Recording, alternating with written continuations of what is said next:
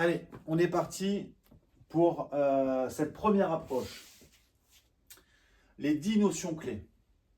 Aujourd'hui, si vous voulez être efficace dans la trame que je vais vous donner, si vous voulez avoir les résultats dont je vous parle depuis le début, il va falloir, de manière très importante, que vous gardiez en tête ces 10 notions clés.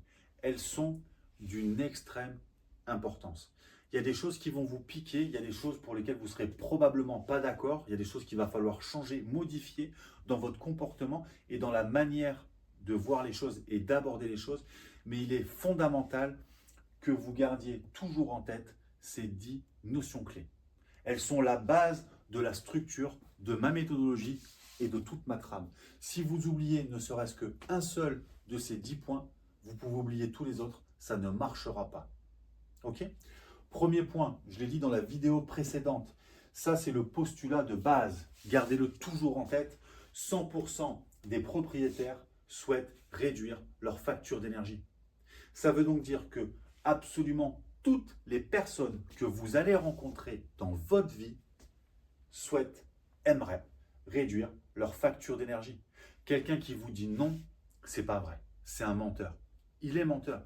100% des gens, même ceux qui sont à l'aise, s'ils pouvaient payer moins, ils paieraient moins. Ok ? Donc gardez-le toujours en tête. Mais, parce qu'il y a un mais, il est toujours là le problème, ça ne veut pas pour autant dire que 100% des propriétaires estiment avoir le budget pour le faire, estiment, ont envie de sortir de l'argent pour le faire. Parce qu'il est là, quand à un moment donné, il faut sortir le porte-monnaie, quand il faut sortir le chéquier ou la carte bancaire, mais c'est là où ça pique, c'est là où ça pique un petit peu.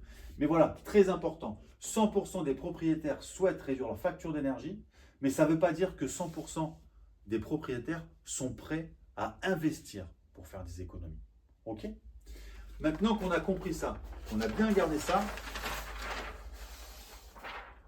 point numéro 3, si le prospect n'est pas intéressé, c'est que tu n'es pas intéressant. Ce n'est pas de sa faute à lui.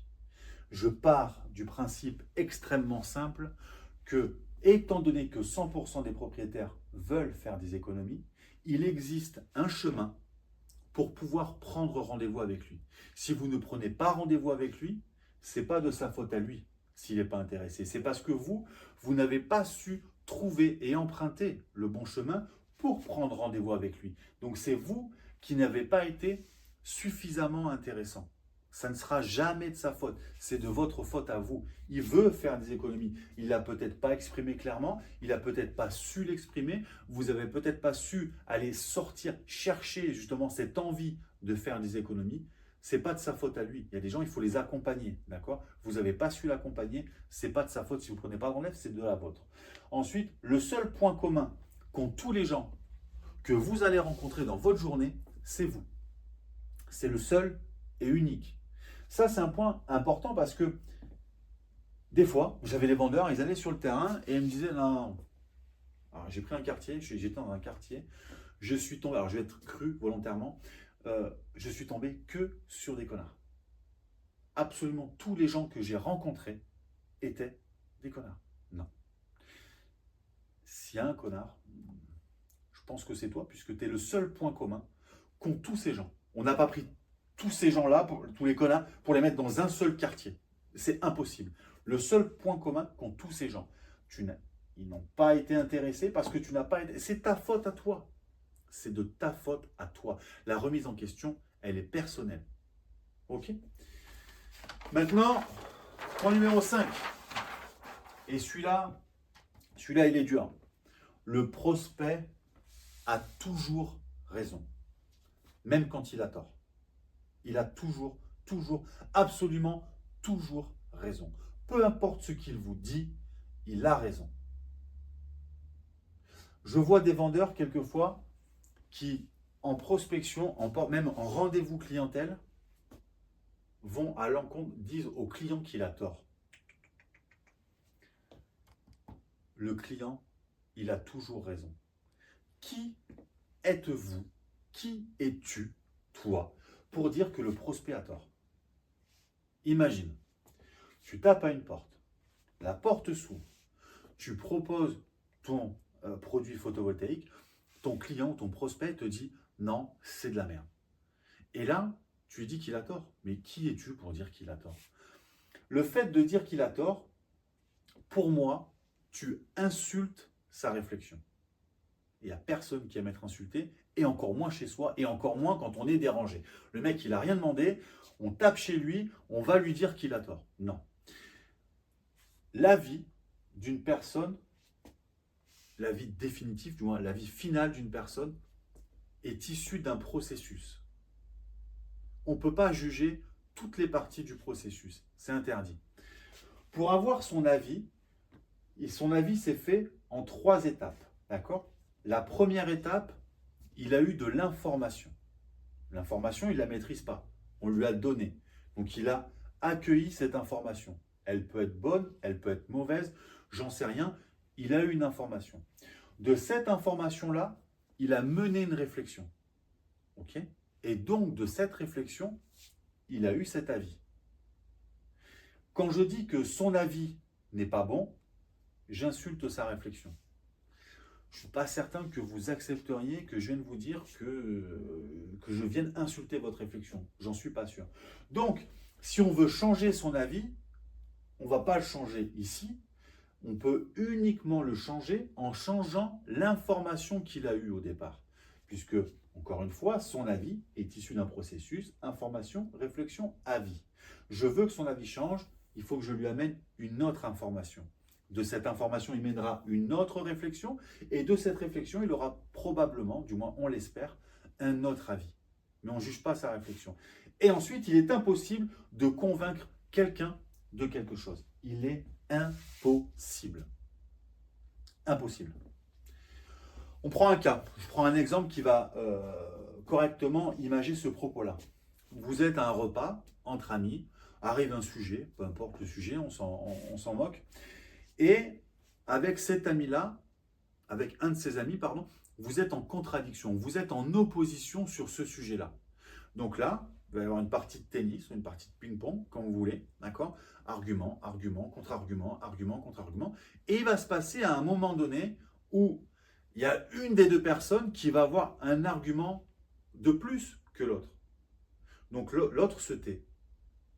Celui qui a eu cet argument supplémentaire se dit, j'ai gagné. Ça y est, je l'ai convaincu, c'est bon. Je lui ai fait fermer son clavier. Ouais, c'est fermé. J'ai gagné.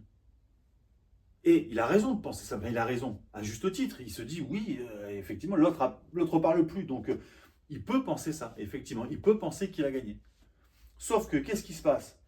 L'autre personne, le repas se termine, rentre dans sa voiture, et puis il va ruminer, en fait, cette discussion. Alors là, c'est pas possible. Et là, mince. Mais quand il m'a dit ça, j'aurais dû dire ça. Du coup, vous pensez qu'il est convaincu ou pas? Absolument pas. Il a juste manqué d'arguments, c'est tout. Et donc, la prochaine fois qu'il va le voir, il y a de fortes chances que ce sujet-là revienne sur le tapis. Et du coup, il lui ressort cet argument. Et là, ça y est, la partie de tennis redémarre, la partie de ping-pong recommence. Il est impossible de convaincre quelqu'un de quelque chose. Et c'est en lien avec celui-là. Si vous voulez convaincre quelqu'un, si vous voulez que quelqu'un change d'avis, encore une fois, je le répète, il faut changer l'information. L'information peut et viendra, vous le verrez tout à l'heure, par le questionnement. Parce que le questionnement va amener une réflexion et de cette réflexion, peut-être il y aura un changement d'avis. C'est tout. Allez, les 2 points qui suivent. 7. Il est impossible de vendre quelque chose à quelqu'un tant qu'il n'est pas client. J'entends par client intéressé, qu'il a envie de l'information. Bien souvent, il y a des vendeurs qui essayent de prendre rendez-vous avec quelqu'un alors que la personne n'en a absolument pas envie. On va reprendre un exemple. Vous venez de manger votre plat préféré. Vous vous êtes rempli le bide. Vous avez absolument plus faim, même vous êtes à la limite de la nausée. Okay, et là, je viens vous voir et je vous dis, bah tiens, je sais que tu adores manger ce dessert-là. Viens, on va le manger. Vous allez me dire non. Alors que vous en vouliez du dessert, alors que vous l'aimez ce dessert-là. Mais vous n'êtes pas client. Vous n'êtes pas intéressé par ça. Donc, même si c'est quelque chose qui, au départ, vous aimez, je ne peux pas vous le vendre. Je Je ne peux pas vous le proposer. Il ne vous intéresse pas parce que à ce moment-là, vous n'êtes pas client de ce gâteau. Vous n'êtes pas client de cette pâtisserie. Donc, il est impossible de vendre quelque chose à quelqu'un tant qu'il n'est pas client. Donc, je ne vais pas essayer de prendre rendez-vous avec quelqu'un tant que je n'ai pas la certitude que cette personne a envie de l'information. Là, on va rentrer dans la gestion de l'échec. C'est pour ça que le porte-à-porte, c'est dur. Parce que déjà, on n'a pas la bonne méthode, on n'a pas la bonne accroche, on n'a pas la bonne approche, on n'est pas capable d'accepter de reformuler, on est dans le combat en permanence en train d'essayer de convaincre quelqu'un, et quand on pense qu'on a gagné, on essaie de prendre rendez-vous. Mais ça ne marche pas. On ne peut pas convaincre quelqu'un de quelque chose, donc on ne pourra pas prendre rendez-vous avec quelqu'un tant qu'il n'en a pas envie, tant qu'on n'aura pas changé sa réflexion, tant qu'on n'aura pas changé sa réflexion, et donc il aura changé d'avis. Et ensuite, rien n'est gratuit. Les vendeurs, pareil, encore une fois, ils me disent, mais je ne comprends pas, ils ne veulent pas du rendez-vous, le rendez-vous, il est gratuit. Le rendez-vous, il n'est pas gratuit. Tout coûte. Absolument tout coûte. Soit de l'argent, soit du temps. Tout coûte. Donc, s'il ne veut pas de ton rendez-vous, c'est qu'il estime que le temps que l'information demanderait de disponible, non, c'est pas équilibré, ne vaut pas l'information que tu vas donner. L'information que tu vas donner ne vaut pas le temps qu'il faudrait qu'il est disponible. Ça ne marche pas. Tout coûte, tout se paye, toutes les transactions, du temps ou de l'argent. On va investir du temps ou de l'argent. Vous voulez apprendre quelque chose, lire un bouquin, ça demande un investissement, ça coûte du temps. Donc, rien n'est gratuit. Vous dites à votre client qui n'est pas intéressé, mais c'est gratuit. Non, c'est pas gratuit, ça demande du temps. Il va falloir que je dépense du temps pour avoir cette information qui ne m'intéresse pas en plus, que je ne veux pas, dont je ne suis pas client. Donc, ça ne sert à rien d'essayer de prendre rendez-vous. Allez, et les deux derniers. Point 9. Tu dérangeras toujours le prospect. Ça, c'est une grosse difficulté pour les gens notamment qui ne sont pas à l'aise avec le porte-à-porte, qui n'ont jamais fait de porte-à-porte dans leur vie. Ils ont peur de déranger. Ils disent, ah, peut-être je vais le déranger. Alors, je te rassure, tu vas le déranger. C'est une certitude. Tu vas le déranger. Même s'il ne fait rien, il fait quelque chose. Rien faire, ça n'existe pas. Il n'est pas assis, même s'il est assis à rien faire, il pense peut-être. Donc il était en train de penser. Tu vas le déranger. Donc il faut se sortir ça de la tête. Dites-vous une chose, pour ceux notamment qui n'ont jamais fait de porte-à-porte et qui appréhendent ce porte-à-porte-là, le plus dur du porte-à-porte, c'est taper aux portes. C'est bête ce que je vous dis, mais c'est ça. Le plus dur, c'est la première porte que vous allez taper. Le jour où vous allez taper votre première porte, vous aurez fait 80% de votre travail. Vous aurez accompli 80% de la méthode. Et ça, c'est quelque chose que je ne peux pas vous donner. Vous donner ce courage, cette envie, cette motivation d'aller taper à la première porte, je ne peux pas vous le donner. Je ne peux pas vous enlever cette peur et cette crainte. Mais une fois que vous le faites, une fois que vous aurez tapé la première, parce qu'il n'y a que la première qui pique en vérité, une fois que vous aurez tapé la première, vous aurez vu que la personne ne vous a pas mordu, c'est bon. C'est plié. Il ne reste plus que 20%.